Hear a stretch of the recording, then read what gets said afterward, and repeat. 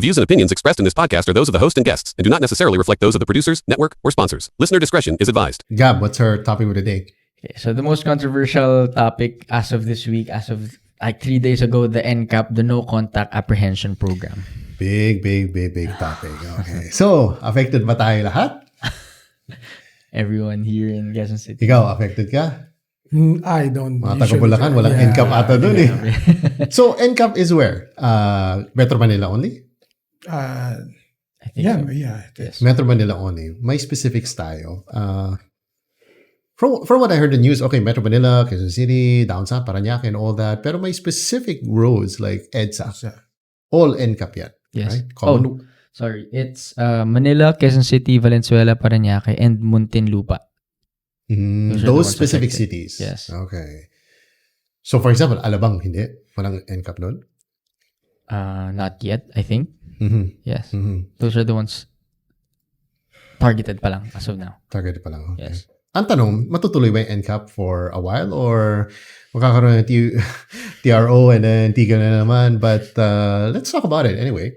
So, up north, taga Bulacan, walang NCAP. Saya na, sarap ng buhay. Although pag siyempre pupunta ka ng Manila, yari ka. Yan nga. Pag hindi ka sanay, yan yung fear. At magugulat ka na lang pagdating mo sa LTO. Sir, punta muna po kayo sa Manila City Hall. Settle niyo muna yung... Parang merong report na ganyan kay Colonel Busita. Yung one scenario, one customer daw, or one rider. Nung pagdating niya sa LTO, sabi, boss, punta muna kayo dito. Bayaran nyo muna yung 90,000 pesos na... Grabe. Paano naging 90,000? Ganon katindi yung violation. Kasi parang lagi nasa Manila. Yes. So parang... So every now and then may violation. Yeah. Siguro. Kasi nga, ang problema, ang pinapoint out nila is si LTO hindi nino-notify yung rider na meron na palang violation. Ito ang problema kasi nga, what if hindi nakapangalan sa kanya yung sasakyan? Let's say, paano kung nagda-drive lang siya, naglalabas lang siya ng sasakyan, so hindi sa kanya nakapangalan yun. So hindi niya alam. So basta sa siya, drive lang siya ng drive. So yun yung nakakatakot ngayon sa policy na yan. Kasi nga, parang pwedeng isipin ng driver, safe ako kasi hindi naman sa akin nakapangalan. Di ba? So, yan yung mga second hand. For example, second hand na deed of sale, hindi pa nalipat sa pangalan nila. Oh, yes. That's why pinagsabay nila yung, di ba may penalty pag hindi mo na pinalipat. What's that? 10 days, 20 days, or 30 days from pagbili mo ng motor? Yung mga buy and sell, di ba? Ang daming damay dyan. Yes, daming damay. Yes. So, this is bad for yung mga second hand. The unit na nabili na hindi pa na-transfer. Bad sa mga kamote. Yes. Right? And bad for so many cases kasi yung for the typical rider and driver, minsan kasi for example in Quezon City, there's a lot of yung mga signs, yung mga conflicting signs. So for example, Commonwealth, may motor, I think this is along Commonwealth, yung, I think southbound, you go into Circle from, let's say, galing kang Fairview, papuntang Circle. Yes. May isang section doon kasi, yung motorcycle lane. Makakita mo, nasa motorcycle lane, and then, mawawala siya. Next minute, pagbalik ng motorcycle lane, nasa ibang lane na siya. That is a problem. I think, napuputol siya somewhere along Tandang Sora. Kasi doon parang bagong asfalto, bagong whatever. Tapos pagdating mo, paglagpas doon, ibang lane na naman. Parang, nakakalito. Diba? Yeah. So yan yung nirereklamo ng mga ibang riders. Yung iba naman, nagrereklamo for the sake, nakamote lang talaga sila. Diba? They can't maneuver around. Diba? For the first place, kaya nakaroon ng NCAP, dahil sa kanila eh. Yeah. Diba? If we were only disciplined enough, hindi matitest yung integrity natin. Ngayon, it just proves na pag may nakabantay si kuya, Ngayon, traffic ngayon sa motorcycle lane. Grabe, Sumusunod na sunod sila. Yes. Right? So I think it's about discipline. If people would practice discipline lang, diba? Kung sumusunod lang tayo sa traffic rules, right? Walang NCAP. Yes. Sad to say, andyan na, we can't do anything about it. But are you for NCAP or not? Ikaw. 50-50. Hindi. Let's not go 50-50. Okay. Yes or no?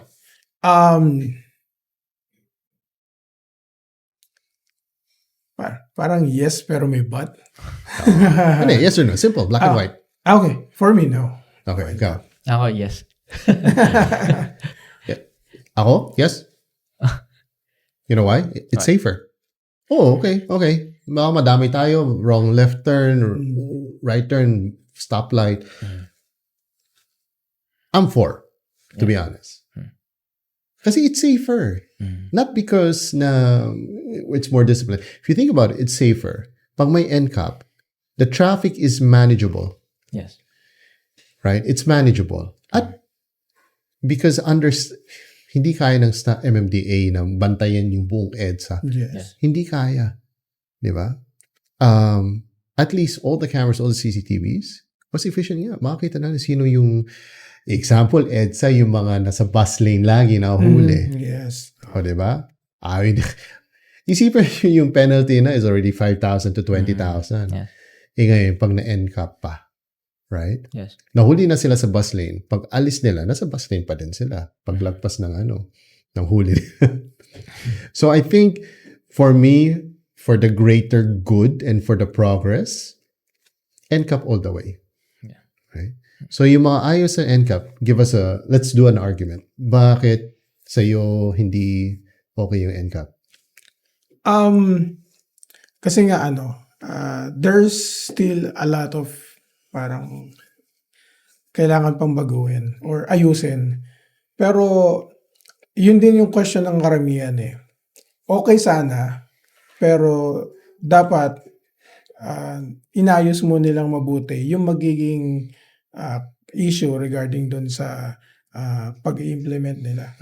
Kaya yung iba, lalo na sa mga riding pero ito talaga, pero it's not because dahil kaya hindi ako boto, hindi ako kamote, no? Pero kasi usually pwedeng sabihin nila ay hindi boto yan kasi kamote rider. Hindi. Kasi meron din kasing may kaya sabi ko kanina yes, pero may but. Pero for the sake ng masabi ko lang yung on my side. Okay lang sa akin na kung aayusin nila yung sistema, pwede akong pumanig. Papanig ako for NCAP. Pero since napakalaki kasi nung ang daming questionable at magiging conflict regarding dun sa ng NCAP. Pero with regards to the fact na to lessen sabi nga, work smart, not work hard. Ang ginagawa ng natin ngayon, nagpapakahirap wherein pwede mo naman gawing maayos, which is yung NCAP makakatulong. Pero yun nga yung sinasabi ko, kaya lang naman din ako against sa NCAP. Kasi nga, marami pang butas. Pero kung ma-fill in o maayos yung butas na yun, I would go with NCAP. Kaya katulad nga sabi nila Busita. I think merong napanood ko lang I think yesterday. Merong isang yatang kongresista or someone is filing for a TRO for at least 6 months daw. Kasi para mapolish mo na yung mga dapat. Si representative. I can't remember his exact name pero sa One Rider siya. Yeah. One Rider party list. Party list. Yeah. Kino-question nila regarding yung pagbalik ni NCAP. Pero since pero the good thing about kahapon, parang recently pala, I'm not sure kung napanood niyo na, si LTO naglabas na rin ng amnesty regarding sa ownership. That's good news. Yeah, kahapon lang ito, just very recent lang. Kaya kasi yun nga yung kanina nabanggit ko, yung kinukwento ni Busita na nagkaroon ng mayroon siyang dapat isettle na 90,000. Hindi sila na-inform kasi nga hindi sa kanila nakapangalan yung sasakyan or yung motor. Pero kung dahil dito sa amnesty na gagawin ni LTO, maipapangalan sa mga rider yung mga sasakyan nila, may inform sila. So, I'm not sure kung meron talaga tayong central database na nakikita ng MMDA, LTO. I think meron, pero parang ayaw nilang i-share. Parang ayaw nilang magbigayan kasi kung tutusin, pag na-NCAP ka, pwede mo i-validate. Kasi, let's say hindi siya NCAP, walang NCAP, no? Kung hinuli ka, kung merong central database, parang sa ibang bansa, no? Pag hinuli ka, iraradyo agad nila. Vehicle Yamaha NMAX plate number. Pag tinawag, verify. Boss, malinis. Tapos na. Kung totoo hindi tatagal ng 2 minutes kung wala talagang violation eh. Kunwari, coding. Tapos chinek. Hindi pala, coding ka lang boss, wala ka palang apprehension, wala kang ano. So, ganun lang. Kung meron lang talagang database yung government natin na talagang i-implement, parang siguro baka hindi sila kasi kikita. Kaya ganun. Pero yun, regarding sa NCAP, sa ngayon, no muna ako. No? Pero kasi nag-cause ng traffic. Lately, di ba nakita nyo sa balita? Magandang tignan, pero nag-cause ng traffic. Katulad yung isang ambulansya. Tapos, pinost nila yung fine. Pag dinisregard mo yung traffic sign, parang 1,000 pesos. Tapos, pero pag hindi mo pinagbigyan yung ambulansya, 150. Pag hindi mo pinagbigyan ambulansya, police, or any emergency vehicle, nasa likod mo, 150 lang ang... Doon na tayo sa 150. Kaya kita mo, hindi sila mag-move kahit sinisigawan na sila. Kasi siyempre, hello, 1,000 versus 150. Doon ako sa 150. Di ba? Pero may patay na tao. Yan lang. So, kanino mag-fall yung sisi? Kasalanan ba ng drivers na nasa harapan? Hindi, kasi gusto lang din niya sumunod sa batas. Kumbaga kung papipiliin ka, 1,050 sa 150 na ako. Kaso merong sa likod eh. I had a similar dilemma the other day. Start ng NCAP, tapos sa EDSA kami, around near SM, mag-U-turn. Yung U-turn, syempre andun yung bus lane, di ba? Tapos may MMDA doon. Pinapag-go kami, kahit stop. Sabi na, NCAP, baka ano lang to. Baka pag pinag-go kami, makahuli kami sa CCTV or sa cameras. And then, syempre, paano natin yung contest? Yun sabi, i-go na. Diba? Feeling ko hindi kita yung MMDA. Ewan ko ba? So, that was quite a big dilemma. So, anyway, nag-go na lang kami kasi nakita niya, wala namang bus parating. Just to ease the traffic. Yeah. So, sabi ko, bala na, kung mahuli tayo, di contest na lang natin kung may MMDA, pinag-go kami. Tapos, syempre, hindi lang kami. Madami namin. Siguro, basta the whole traffic, rush hour. So, dami namin na nag-go. So, sabi ko, bala na. Kung may tayo, may penalty, hindi lang contest it na lang. Hindi lang ikaw, marami kayo. Marami. So, it could prove na, pero hassle, number one, i-contest mo. Pwede online, Google form. Kung contest mo, yun lang, it's the hassle and everything. And, to me, I don't think there will ever be a good time for NCAP even after 6 months pag naayos nila yung lahat ng butas kasi there will always be butas. Yes. There will always be. Hindi siya maano. NCAP was the very reason. NCAP is an enforcement. They're enforcing this on the riders and drivers all around. Yeah. This is actually NCAP is the result of no discipline. So it still falls back to us. Kasi kung may discipline na tayo, yes, as riders and as drivers, this would never happen in the first place. Yes. Right? Mm-hmm. So it still falls back to us. Kung maging disiplina na lang tayo, whether meron NCAP o wala, di ba? They're gonna ease that. Kailangan mo ng NCAP kung lahat sumusunod. For example, pedestrian. Di ba? Grabe, lalo yung mga riders. 4 wheels, humihinto sila. Karamihan, hindi lahat. But riders, diretso, pedestrian, school zone. Diba? So, I think NCAP right now is needed, Yes. but we don't want it. Yes. But we need it for now para maayos. Tignan mo, okay, na traffic, na ano, but I think the benefit way more than the cons of this NCAP. So maybe now maging disiplina tayo, right? Sana maging everyone would follow the rules para matanggal. Which I don't think matatanggal siya anytime soon unless may TRO. Yeah. But eventually, as a country, bakit sa ibang bansa? Wala naman. NCAP, sumusunod sila. Yeah. Okay, forget ibang bansa. Bakit sa Subic, sumusunod sila? Kahit taga Manila ka, pagdating nyo ng Subic mismo. Yeah. Ba't sumusunod kayo? Pero pagdating sa Metro Manila, wala. Di ba? Ano meron sa Subic na wala dito sa Metro Manila? Right? Yung mga nag-i-enforce. Doon kasi, maliit lang yung lugar. Meron talaga nag-i-enforce. Hindi na kailangan ng NCAP kasi nandun na yung tao. Yes. Ititikit ka agad, di ba? Yes. So what's the difference? But why don't we apply? It's hard to apply it in a big city. Yes. Kasi city pa lang, malaki na eh. Right? How much more if we're going to apply to the whole metro? So they should, ako advice ko, they should study it more, what they do in Subic, and then apply it. Hindi na kailangan tumingin sa ibang bansa. Subic pa lang. Yeah. Local. Yes. What are they doing? Do you guys have any idea? No. Subic. I think Subic and BGC. Ganun si BGC. Pero mas kilala si Subic. Yes. Sa kanya nagsimula. Sa kanila Kasi- nagsimula. yeah. And then, na-apply sa BGC. Yeah. Oh, ang lapit na. Why don't we look at BGC and why not apply it in other cities? Di ba? Ewan ko lang. Maybe mas marami kasi tayong kamote dito sa Yeah. Metro Manila Yeah. kaya gano'n. So, Sabayan mo pa ng enforcer na alam mo na. we don't have the manpower kasi. That's one of the reasons.